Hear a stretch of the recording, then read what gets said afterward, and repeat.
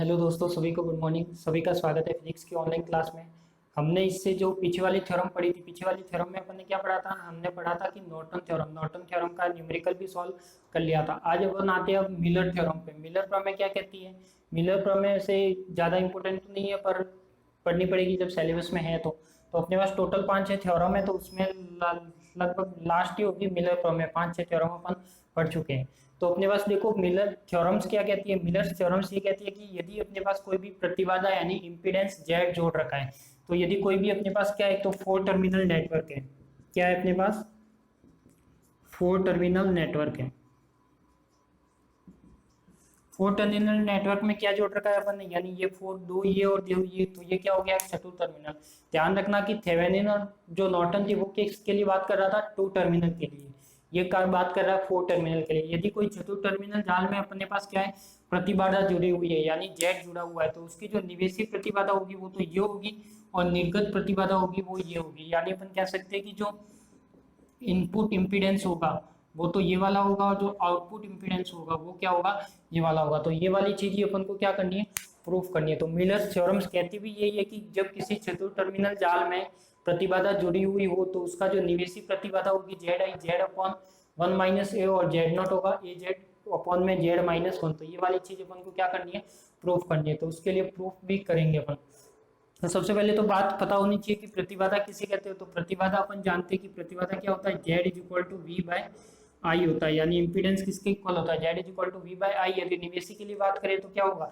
Z 1 upon में Z I, sorry ये Z I है, Z I is equal to V1 upon में I1। यदि इसकी बात करेंगे तो V2 अपॉन में I2। तो चलो प्रूफ करते हैं। ये प्रूफ कैसे होगी वो देखते हैं। तो सबसे पहले मैंने प्रूफ में भी क्या करना है, आपको यही डायग्राम बनाना है। तो ये मान लिया कि क्या अपना प्रूफ में डायग्राम बना दिया। अब इसमें मानना क्या, कोई भी 4 टर्मिनल नेटवर्क है, दोनों को इम्पीडेंस से जोड़ रखा है जेड, और इसका जो निवेशी सिरा है यानी इनपुट सिरा है, उसका जो करंट है I1, वोल्टेज V1 तथा प्रतिबाधा जेड आई है। ऐसे ही निर्गत सिरे की वोल्टता V2, जेड नॉट और करंट I2 है।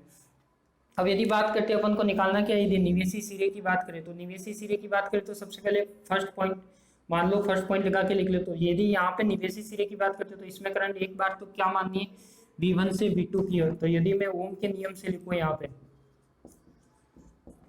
ओम के नियम से निवेशी धारा या ओम के नियम से निवेशी प्रतिबाधा, यदि आप उनको जेड आई निकालना है तो वो कैसे निकलेगा? देखो, यदि ओम के नियम से बात करें तो क्या हो जाएगा? ओम का नियम I1 is equal to V upon में आर होता है, तो V I is equal to V, तो वी तो क्या हो जाएगा अपने पास? वी, देखो ओम का नियम लिखे तो क्या वी अपॉन में आर होता है। यदि निवेशी के लिए बात हो रही है तो ये निवेशी इनपुट है, तो इनपुट के लिए करंट कितना है? I1। वी कितना है अपने पास? देखो यहाँ पे करंट V1 से V2 जा रही है, तो ये V1 कितना आ जाएगा? V1 माइनस V2 अपॉन में आर कितना आ जाएगा? आर क्या आ जाएगा? Only Z. अब अपन जानते हैं कि इसमें कुछ डेफिनेशन भी आपको पता होनी चाहिए, यानी वोल्टता लाभ, जो मैं पहले भी बता चुका हूँ, वोल्टता लाभ और धारा लाभ यानी वोल्टेज गेन। तो जो वोल्टेज गेन होती है वो क्या होती है? पढ़ चुके हैं आप, नया वर्ड नहीं है। ए इज इक्वल टू क्या होता है अपने पास? V2/V1 होता है। यदि मैं यहाँ से बात करूँ कि V2 इज इक्वल टू कितना होगा अपने पास? A V1 होगा, तो ये हो जाएगा अपने पास AV1। तो ये हो जाएगा अपने पास AV1। यदि ये वैल्यू में कहाँ रखो, ये वाली वैल्यू कहाँ रखो? यहाँ पे। तो I1 इज इक्वल टू कितना आ जाना चाहिए अपने पास? V1 तो ऐसे का ऐसे माइनस का V2 की जगह क्या आ जाएगा अपने पास? AV1 अपॉन में क्या आ जाएगा? जेड। तो ये आ जाएगा जेड। यदि यहाँ से मैं कॉमन ले लूँ तो 1 - A अपॉन में जेड। अब जेड भी कौन सा है अपने पास? देखो निवेशी के लिए बात हो रही है तो जेड आई है, तो ये भी क्या होगा अपना? Z I. तो इज इक्वल टू क्या हो जाएगा? I1। निकालना क्या अपन को? निकालना है अपन को जेड आई निकालना है। तो जेड, ये सही किया ना अपन ने? जेड आई तो बनना चाहिए अपने पास, यानी V/R की बात करें तो R क्या आएगा अपने पास? R तो यही चीज आएगी, क्योंकि R अपन, सॉरी R जेड ही आएगा केवल, जेड आई नहीं आएगा, क्योंकि R तो क्या अपने पास ये इम्पीडेंस है, तो ये जेड ही आएगा। तो ये क्या हो जाएगा अपने पास? I is equal to V1। तो अब मैं क्या कर सकता हूँ, यदि V/I क्या होता है? इम्पीडेंस होता है, तो इसको मैं बना सकता हूँ, यानी Z1 - A is equal to क्या आ जाएगा अपने पास? V1 अपॉन में I1। और V1 अपॉन में I1 अपन जानते हैं कि क्या होता है? जेड आई इनिशियल इम्पीडेंस होता है, तो हम कह सकते हैं कि ये क्या होगा? Z is equal to 1 - A is equal to Z I. तो देखो जो इनपुट में सिद्ध करना था वो तो अपने पास आ गया कि इनपुट में यही प्रूफ करना था अपन को, Z I is equal to Z upon में 1 माइनस ए, तो ये वाली चीज तो आ गई। अब यदि मैं बात करता हूँ अपन को सेमी टर्म में क्या निकालना है, अपन को आउटपुट का निकालना है। तो आउटपुट में निकालने के लिए करना कुछ नहीं है, इसमें केवल क्या करना है आपको, ये डायरेक्शन बदलनी है करंट की। अब क्या करना है, V2 से V1 करना है, ये वाला चेंज करना है, बाकी कुछ भी नहीं करना। तो ये वाला चेंज कैसे होगा देखो, तो ये तो हो गया अपने पास इनपुट। अभी अभी अपन क्या करें, इस करंट की डायरेक्शन बदलना है, यानी इसका बी पोर्शन है, ये क्या हो जाएगा अपने पास बी पोर्शन।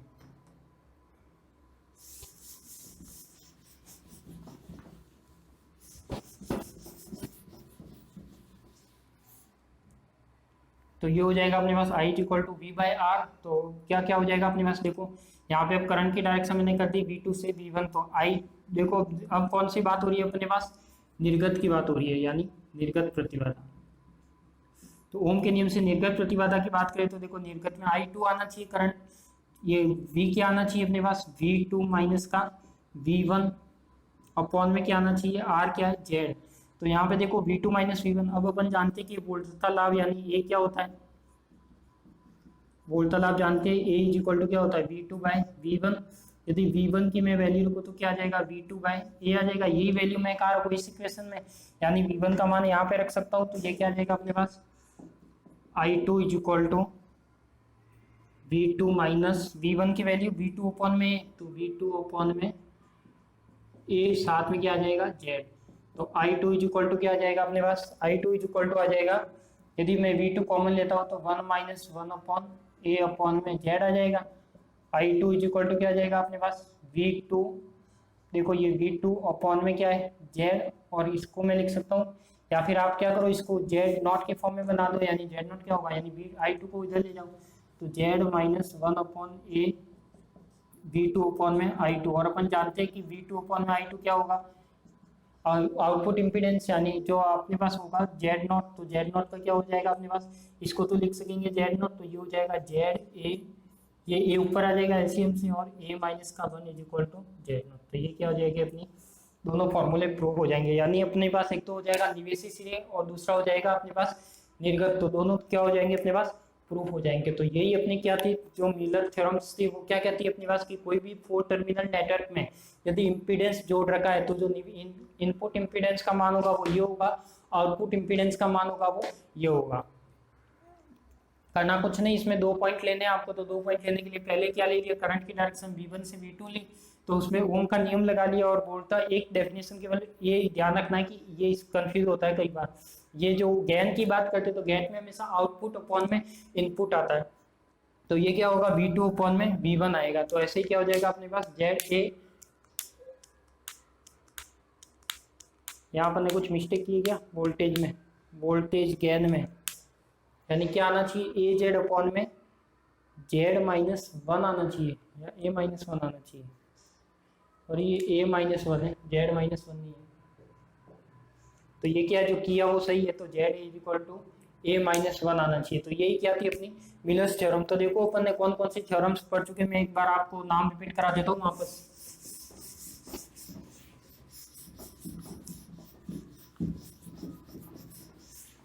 ये जो आप थ्योरम पढ़ चुके हैं वो मैं बता देता हूँ एक बार वापस आपको रिपीटेशन में। देखो फर्स्ट अपन ने पढ़ी थी अध्यारोपण की प्रमेय, जिसमें क्या निकाला थे अपन ने, करंट निकाले थे, कौन से क्रेमर नियम की सहायता से। दूसरी अपन ने पढ़ी अध्यारोपण की प्रमेय, पारस्परिकता की प्रमेय, पारस्परिकता।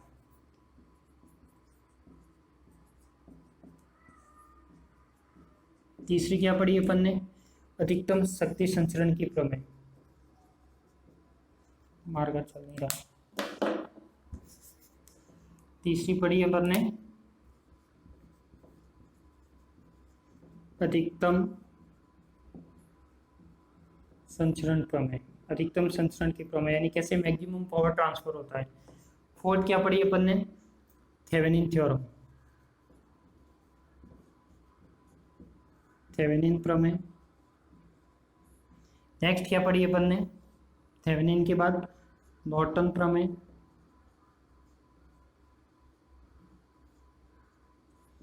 और उसके बाद नेक्स्ट क्या पढ़ी अपन ने, आज पढ़ी है वो कौन सी पढ़ी, मिलर प्रमेय।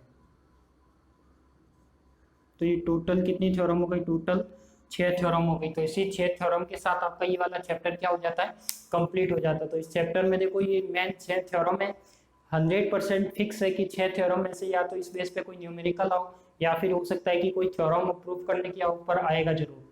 चाहे कोई सी भी यूनिवर्सिटी हो उसमें भी ये सर्किट एनालिसिस वाले ये थ्योरम सिलेबस में है, तो इन 5 या 6 थ्योरम में से एक थ्योरम आपको 99% मिलेगी। जो ज़्यादातर आती है वो एक तो इन दोनों में से आती है या फिर आपको इन दोनों में से मिल जाएगी, पर ये भी कई बार आ जाती है। तो वेटेज सबका सेम ही है, जो ज़्यादातर आती है 5 में से तो कोई ना कोई पूछी जाती है। और जिसमें और वाले ऑप्शन आते हैं, यूनिवर्सिटी में क्या होता है अपने पास फर्स्ट आता है और सेकंड आता है, तो दोनों में या तो थ्योरम आएगी, एक में आ जाएगी अध्यारोपण, दूसरी में आ जाएगी अधिकतम शक्ति संचरण प्रमेय। तो दोनों में से एक करनी होती है, तो आपको ये 5 में से थ्योरम आनी चाहिए। तो इसका क्वेश्चन फिक्स है, चाहे कोई सी भी यूनिवर्सिटी लो। यदि राजस्थान यूनिवर्सिटी में भी देखें तो ये थ्योरम फिक्स है, यानी थ्योरम में से या तो इस बेस पे न्यूमेरिकल आएगा या फिर क्या आएगी अपने पास थ्योरम प्रूव करने की आएगी। तो ये वाली चीज़ करनी है। और इसी के साथ अपना फर्स्ट चैप्टर क्या हो जाता है, कंप्लीट हो जाता है। तो इसमें मेन पैरामीटर थे, किरचॉफ के 2 नियम थे, open analysis, node analysis, Kirchhoff के 2 नियम, उसके बाद 2 मेथड आ गए थे, ओपन और नोड। उसके बाद अपन के पैरामीटर आ गए थे जिसमें जेड वाई एच, उन पैरामीटर में अपन ने रिलेशन देख लिया था। और अपने पास उसके बाद क्या स्टार्ट हो जाती है, थ्योरम स्टार्ट हो जाती है। तो ये वाली क्या हो जाती है अपनी थ्योरम हो जाती है। तो ये वाला अपना फर्स्ट चैप्टर था। तो फर्स्ट चैप्टर लगभग आज कंप्लीट होता है। इसके बाद में जो नेक्स्ट क्लास होगी उसमें क्या करेंगे अपन, कुछ क्वेश्चन सॉल्व करेंगे, चाहे पीडीएफ फॉर्म में करो चाहे इस बोर्ड पर करो, तो वो जैसे भी आपको प्रोवाइड होगा करा देंगे। तो आप सभी को धन्यवाद।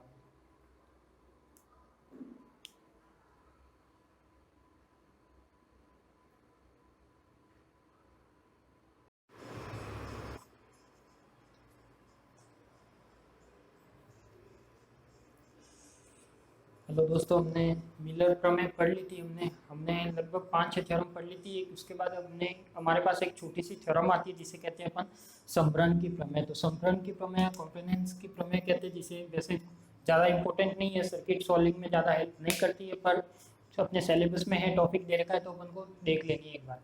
तो देखो इसमें समरण की प्रमेय में होता क्या है, अपने पास कोई भी नेटवर्क होता है, नेटवर्क यानी कोई 4 टर्मिनल नेटवर्क हो या 2 टर्मिनल नेटवर्क, यानी ये क्या अपने पास कोई भी क्या है, अपने पास जाल है। अब जाल में होना क्या चाहिए, यानी मान लिया कि कोई भी जाल है, उसमें क्या होना चाहिए अपने पास, वोल्टेज स्रोत और प्रतिबाधा, यानी वोल्टेज सोर्स होना चाहिए और इम्पीडेंस, इम्पीडेंस यानी प्रतिबाधा जेड या फिर आर होना चाहिए। तो मान लिया कि अपने पास ये वाला क्या है, नेटवर्क है, ये वाला क्या हो गया अपने पास, नेटवर्क हो गया। और यहाँ पे अपन ने क्या जोड़ रखा है, एक प्रतिबाधा, यानी यहाँ पे मैंने जोड़ रखा है आर। ये क्या अपने पास आर है, इसमें मान लिया कि करंट कितनी आ रही है, आई आ रही है। तो वोल्टेज सोर्स है, यानी कहीं ना कहीं वोल्टेज सोर्स भी यहाँ पे ऐड है। और यहाँ पे क्या अपने पास ये आर क्या है अपने पास, इम्पीडेंस यानी प्रतिबाधा है। फिर वो कह रहा है कि ये थ्योरम क्या कहती है कि कोई भी जाल हो गया, उसी जाल में क्या हो गया, एक तो वोल्टेज स्रोत हो गया, दूसरा क्या हो गया, प्रतिबाधा हो गया। तो जब इम्पीडेंस है और वोल्टेज सोर्स प्रेजेंट में है, तो उसको क्या करते हैं अपन, इस प्रमेय के द्वारा जो इसका नया सर्किट बनेगा, ये नए सर्किट में क्या होगा अपने पास, प्रतिबाधा की जगह क्या आ जाएगा, वोल्टेज स्रोत आ जाएगा। यानी अपने पास जो आर था उसकी जगह क्या आ जाएगा, वोल्टेज सोर्स आ जाएगा। यानी इसका यदि नया डायग्राम बनेगा तो वो कैसे बनेगा अपने पास, ये वाला अपना जाल हो गया, ये नेटवर्क हो गया, यहाँ पे क्या आ जाएगा अपने पास, ये सोर्स आ जाएगा, यानी +2 - E सोर्स आ जाएगा। तो कहने का मीनिंग क्या है, इसमें कोई भी जाल होता है या कोई भी टर्मिनल होता है, उसी जाल में क्या होता है अपने पास, जाल में करना क्या है, यहाँ पे जो वोल्टेज सोर्स और इम्पीडेंस लग रहा है, तो वहाँ पे आर को हटाना है और इम्पीडेंस को हटा के क्या लगाना है अपन को, वोल्टेज सोर्स लगाना है। तो ये क्या हो जाएगा अपने पास, ई हो जाएगा। तो जो इसका नया सर्किट बनेगा इस थ्योरम के द्वारा, तो वो क्या बनेगा अपना, ये वाला बनेगा। अगर स्टेटमेंट की बात करें, कथन की बात करें, तो किसी भी नेटवर्क या किसी भी जाल में यदि वोल्टेज स्रोत, देखो किसी भी नेटवर्क या किसी भी जाल में वोल्टेज स्रोत और प्रतिबाधा उपस्थित हो, यानी voltage source and impedance present हो, तो उसको रिप्लेस किया जाएगा, किसको रिप्लेस किया जाएगा, यानी प्रतिस्थापित किया जाएगा प्रतिबाधा को, उसकी जगह क्या लगाना है अपन को, वोल्टेज सोर्स लगाना। तो यही वाली चीज है अपने पास, जो इम्पीडेंस को रिप्लेस करके क्या लगाना है अपने पास, वोल्टेज सोर्स लगाना है। फिर देखो अपने पास एक लाइन, इंपॉर्टेंट लाइन है, कि ये वाली लाइन है जो, कि ये वाला क्या कह रही है अपने पास, ये वाली चीज कह रही है कि प्रतिबाधा पर वोल्टता, यानी प्रतिबाधा पर वोल्टता, मान लेते हैं कि अपने पास यहाँ पे जो वोल्टेज है, ये वाला अपना इम्पीडेंस लग रहा था आर, मान लिया कि ये क्या इम्पीडेंस है, करंट कौन सी आ रही है, आई। तो इसका V इक्वल टू क्या होगा, V equal to I R, यानी मैं लिख सकता हूँ कि जो V होगा वो क्या होगा अपने पास, इसका आई आर होगा। ओम के नियम से लिख सकते हैं अपन, V equal to I R. तो यहाँ पे तो क्या होगा, इसका वोल्टेज ये होगा, तो अपन लिख सकते हैं कि जो प्रतिबाधा पर वोल्ट था, यानी इस रेजिस्टेंस पर बात करें तो इस पर वोल्टेज कितना अपना वी होगा।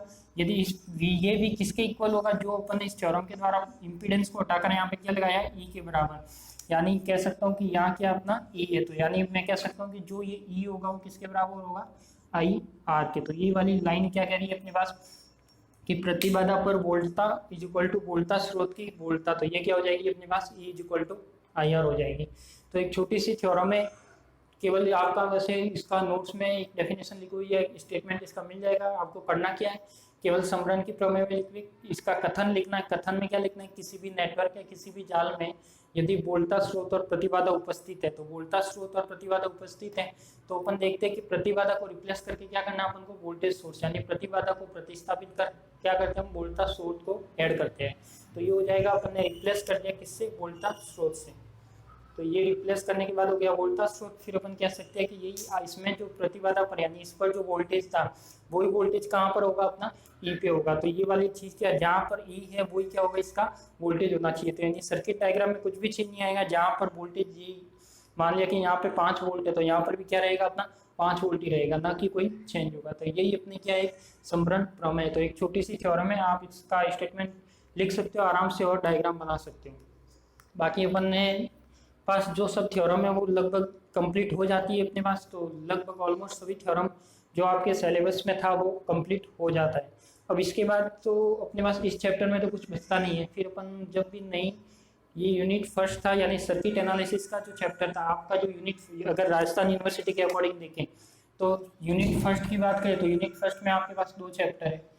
तो फर्स्ट चैप्टर तो है अपने पास वही सर्किट एनालिसिस का, और सेकेंड चैप्टर है अपने पास छोटा सा है एक पी एन जंक्शन वाला। तो पी एन जंक्शन क्या सेकेंड यूनिट में भी है और फर्स्ट में भी है। तो जब अपन सेकेंड यूनिट पढ़ेंगे, सेकेंड यूनिट कब पढ़ेंगे, जब ये वाला ये चैप्टर खत्म होने के बाद इसके कुछ क्वेश्चन करेंगे, इसकी टेस्ट सीरीज आपसे सॉल्व करवाएंगे। उसके बाद आपको सेकेंड पी एन जंक्शन पढ़ेंगे। तो पी एन जंक्शन पढ़ेंगे तो उसी में ये जो इसका सेकेंड चैप्टर है यूनिट फर्स्ट का, वो भी उसी के साथ पढ़ेंगे, क्योंकि इसका जो बेसिक इंट्रोडक्शन है पी एन जंक्शन का वो तो यूनिट फर्स्ट में है, बाकी का यूनिट सेकेंड में। अपन जब भी पढ़ेंगे तो पी एन जंक्शन को उसी के साथ पढ़ेंगे। तो अपने कह सकते हैं कि जो फर्स्ट चैप्टर है वही क्या अपनी फर्स्ट यूनिट है। यदि आपने ये वाला चैप्टर पढ़ा है तो आप ऑलमोस्ट यूनिवर्सिटी के पेपर में जो क्वेश्चन आते हैं वो आराम से सॉल्व कर सकते हो, मतलब 100% आपका क्वेश्चन मिल जाएगा इससे।